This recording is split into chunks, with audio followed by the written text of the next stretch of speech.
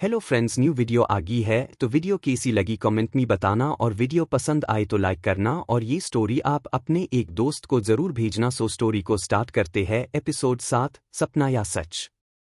ऋषि उसे घूरते हुए बोला, तुम कौन हो? वही अनजान आवाज आई, वही जो तुमको यहां लाया है। आवाज स्पीकर से आ रहा था। आर्या मन ने मन ही मन कहा, ये आवाज तो उस स्पीकर से आ रहा है और ऐसा लग रहा है जैसे कोई रोबोट बात कर रहा हो, लेकिन कोई इंसान भी हो सकता है। आर्या सबको पीछे करते हुए बोला, तुम हमें यहां क्यों लेकर आए हो और हमें बांध क्यों रखा है? हमने तुम्हारा क्या बिगाड़ा है? वही आवाज दोबारा आई, तुम्हारी सबसे बड़ी गलती ये है कि तुम यहां वंडाला वन में आए। तुमने सुना तो होगा ही, जो भी वंडाला में आया कभी वापस न गया। ऋषि अजीब सा मुंह बना के बोला, लेकिन हम सब तो काम से आए हैं, नहीं तो हम कभी यहां नहीं आते। आशी ने कहा, हाँ, हम बस एक जगह ढूंढ रहे हैं जिससे हमारी पृथ्वी बच सके। वही आवाज एक बार फिर आई, मुझे पता है तुम क्या ढूंढ रहे हो और वो तुम्हें कभी नहीं मिलेगा, कभी नहीं। आशी ने आश्चर्य से बोली, लेकिन वो हमें क्यों नहीं मिलेगा? वही आवाज ने कहा, क्योंकि मैं तुम्हें वो ढूंढने ही नहीं दूंगा। ऋषि कंफ्यूज होते हुए बोला, लेकिन क्यों? आप यहां किसी को आने दे ना नहीं चाहो, लेकिन अगर पृथ्वी नहीं रही तब तो ये जगह भी नहीं रहेगा। उस आवाज ने कहा, यही तो मैं चाहता हूं कि ये पृथ्वी तबाह हो जाए, इसका नामो निशान मिट जाए। चारों एक साथ बोल पड़ी, क्यों? उस आवाज ने कहा, तुम लोग मेरे रास्ते में आ रहे हो तो तुम्हारी तबाही तय है। वैसे एक बात बताओ, जिसकी वजह से तुम लोगों को ये पता चला है, उसे तो मैंने कब का ऊपर पहुंचा दिया। अब तुम लोगों की बारी, मरने के लिए तैयार हो जाओ। गौतम डरते हुए बोला, माफ कीजिए, हम यहां से चले जाएंगे। हमने क्या किया है? हमें यहां से जाने दीजिए, मैं सच बताता हूं, हम कुछ नहीं ढूंढेंगे। ऋषि गौतम को घूरते हुए बोला, गौतम। गौतम ने खुद से बोला, क्या गौतम, जिंदा रहेंगे तब तो कुछ ढूंढेंगे। ऋषि ने गुस्से में बोला, तुम भूल रहे हो, एक शहर, एक राज्य या एक देश खतरे में नहीं है, बल्कि पूरी की पूरी पृथ्वी खतरे में है। बचकर जाओगे कहा? उस आवाज ने कहा, बस करो तुम लोग, अब तुम लोग मरने के लिए तैयार हो जाओ। उसके बाद उन लोगों के ऊपर लगी मशीन स्टार्ट हो जाती है और उन लोगों को काटने के लिए वो मशीन धीरे धीरे उन लोगों के पास आती जाती है। वो लोग अपनी आंखें बंद कर लेते हैं। थोड़ी देर बाद जब वो कटर मशीन उन लोगों के पास पहुंचती है तो ऋषि अपनी आंखें खोल लेता है। फिर वो अपने आसपास देखता है और चौंक जाता है। ऋषि सोचते हुए बोला, खुद से वाट, क्या ये सपना था? लेकिन ऐसा सपना, ऐसा लग रहा था जैसे रियलिटी हो। शायद सपना ही होगा। मुझे ज्यादा नहीं सोचना चाहिए। वैसे भी आर्या सर यहां क्यों आएंगे? वो तो इतने बड़े साइंटिस्ट हैं। जब छोटे मोटे साइंटिस्ट हम लोगों की बात सुनने के लिए तैयार नहीं, वो उनको तो छोड़ ही दो। उसके बाद ऋषि कॉलेज के लिए रेडी होने चला जाता है। थोड़ी देर बाद ऋषि तैयार हो जाता है और कॉलेज के लिए निकलने लगता है, तभी वहां गौतम आ जाता है। ऋषि कंफ्यूज होते हुए बोला, तुम यहां? गौतम मुस्कुराते हुए बोला, वो सोचा आज तेरे साथ चलूं। ऋषि ने कहा, ओ चल। दोनों साथ में चले जाते हैं। गौतम ने कहा, ऋषि एक बात बता, आर्या सर के पास से कोई मैसेज या कुछ और आया जी डिवाइस के लिए? ऋषि मुस्कुराते हुए बोला, नहीं। गौतम मुंह बना के बोला, ओह, पता नहीं भेजेंगे या नहीं, क्योंकि हमें पता नहीं है हम लोग क्या करें। अब भगवान ही कुछ कर सकते हैं कि वो मैसेज झूठा हो। ऋषि हम्मा। ऋषि मन में ये तो वंडाला के बारे में कुछ नहीं बोला और ये बोल रहा है कि आर्या सर आएंगे, जबकि वो तो आए थे। इसका मतलब वो सपना ही था। फिर मुझे इतना अजीब क्यों लग रहा है? तब तक वो दोनों कॉलेज पहुंच जाते हैं। वहां स्पेस में आर्या और आशी स्पेसशिप में बैठकर ऋषि को ढूंढने के लिए निकल जाते हैं। आर्या, आशी, ऋषि का लोकेशन ट्रेस करो। आशी, ओके सर। थोड़ी देर में आशी लोकेशन ट्रेस कर लेती है। आशी, sir, Delhi engineering college. Arya, पता ही था, अब इतना अच्छा डिवाइस बनाया है, ये तो होना ही था। कुछ देर बाद वो दोनों इंजीनियरिंग कॉलेज पहुंच जाते हैं। तब तक वहां छुट्टी हो जाती है। सारे लोग कॉलेज के बाहर जाने लगते हैं। आशी जी डिवाइस को ट्रैक कर रही होती है। जैसे जैसे ऋषि उन लोगों के पास आता है, जी डिवाइस का लोकेशन भी उन लोगों के पास आता जाता है। वो दोनों पूरे ध्यान से इधर उधर देख रहे होते हैं। ऋषि जैसे ही उनके पास से गुजरता है, आशी लोकेशन में देख रही होती है। आशी, सर, जी डिवाइस उसके पास है। आर्या, ओके चलो। उसके बाद आर्या और आशी लोकेशन की मदद से जहां जहां ऋषि जाता है, वो दोनों वहां आ जाते हैं। ऋषि और गौतम दोनों साथ में घर जाते हैं। ऋषि, गौतम एक बात बता, आज सुबह भी तू मेरे घर आया था और अभी भी। क्यों? गौतम, पता नहीं यार, लेकिन तेरे साथ ही रहने का मन कर रहा है। तभी उनके घर का बेल बजता है। गौतम दरवाजा खोलता है। गौतम, आप कौन? आर्या, क्या ये ऋषि का घर है? गौतम, हाँ। ऋषि ये तुझसे मिलना चाहते हैं। आर्या, क्या हम दोनों अंदर आ सकते हैं? गौतम, या ऑफ कोर्स। फिर वो दोनों अंदर आ जाते हैं। ऋषि उन्हें देखते ही खुश हो जाता है। ऋषि, ये कोई नहीं, आर्या सर और आशी मैम हैं। Hello sir, hello ma'am. Arya, hello. आशी, हेलो। फिर वो लोग हाथ मिलाते हैं। गौतम भी हाथ मिलाता है। गौतम, सारी सर, सारी मैम। आशी, कोई बात नहीं। फिर वो लोग बैठकर कुछ देर बातें करते हैं।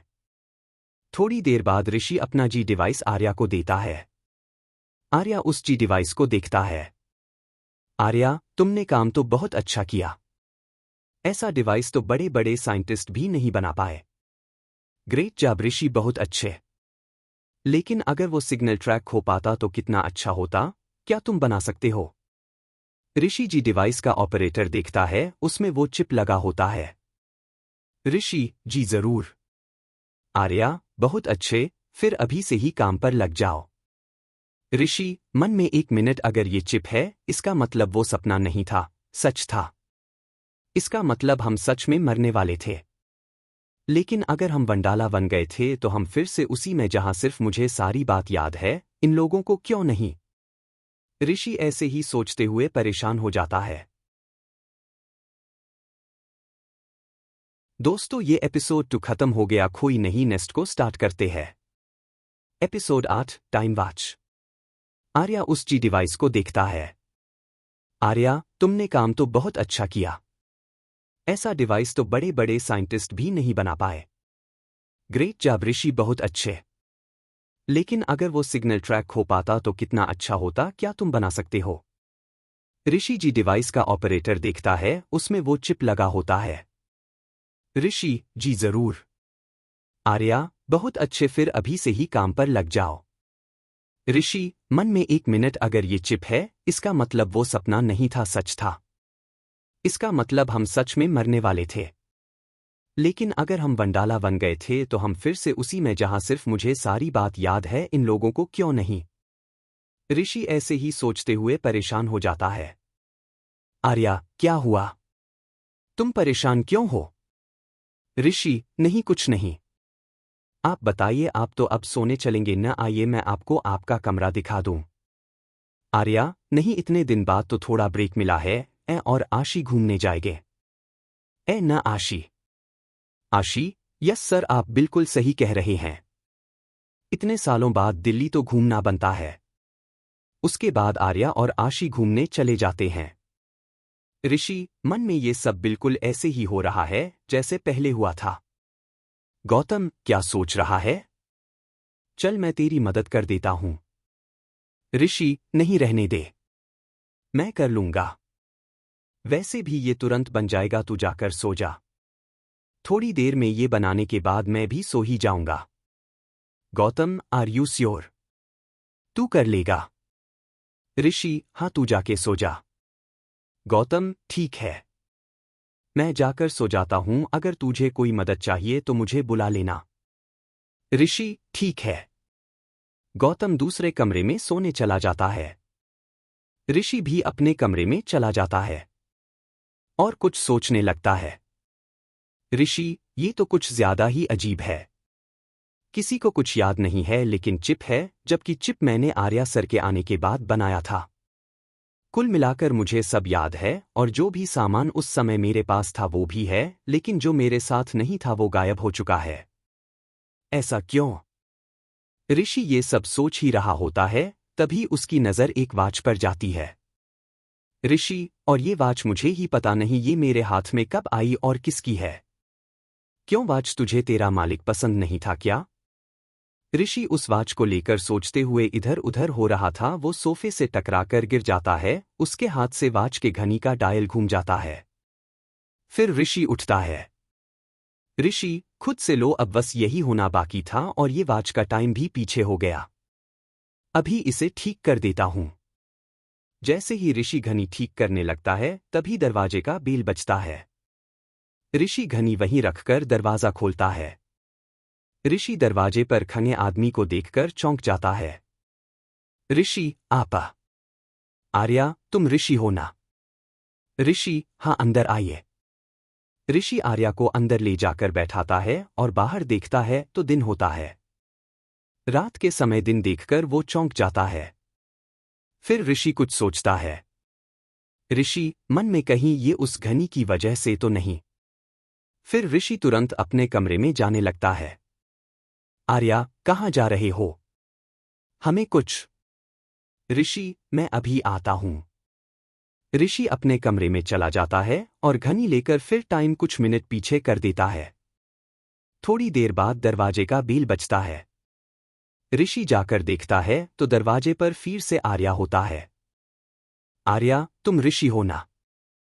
फिर ऋषि दौड़कर अपने कमरे में चला जाता है और टाइम को फिर से तब कर देता है जब उसको चिप बनाना था। ऋषि मन में, इसका मतलब हम लोग इस टाइम वॉच की वजह से बचे हैं और ये वॉच मेरे हाथ में थी इसलिए मुझे सब याद है। लेकिन ये मेरे हाथ में आई कैसे? फिर वो कुछ और सोचने लगता है। ऋषि खुद से, जैसे मैं इससे बार बार पास्ट में जा रहा हूं, क्या मैं फ्यूचर में जा सकता हूं? एक बार जाकर देखता हूं। फिर वो टाइम को अगली सुबह सेट करता है। तो सुबह आर्या और आशी घूमकर आ जाते हैं जैसे पहले हुआ था। ऋषि फिर से उसी समय में आ जाता है। ऋषि खुद से, ये तो वर्क कर रहा है।